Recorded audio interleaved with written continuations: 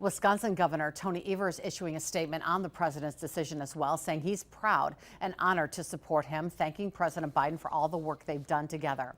The Democratic and Republican parties of Wisconsin also releasing statements this afternoon reacting to the president's decision. The Democrats writing in part, quote, Joe Biden met the moment at a time of urgent need. That's who he is. President Biden has always answered the call to service and put duty and country first. Today's decision reflects President Biden's profound commitment to our nation, end quote. The Wisconsin GOP writing in part, quote, having already denied voters the chance to replace Joe Biden during the primaries, the Democratic Party is now subjecting the American people to chaos, uncertainty, and an incapacitated presidency. If Joe Biden is incapable of the rigors of running for re-election, then he cannot be trusted to fulfill the duties of his office, end quote. Wisconsin Senate candidates Tammy Baldwin and Eric Hovde also releasing statements regarding the president's decision.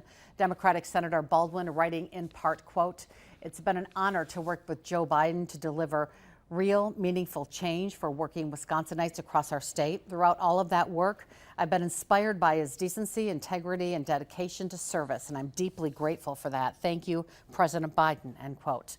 Republican Senate candidate Eric Hovde writing in part, quote, for years, the Democrats have hidden the truth behind Joe Biden's condition. They were more focused on holding on to power than solving the problems our nation faces. That's exactly why it's time for change, end quote. Of course, ABC News will continue to follow this story tonight.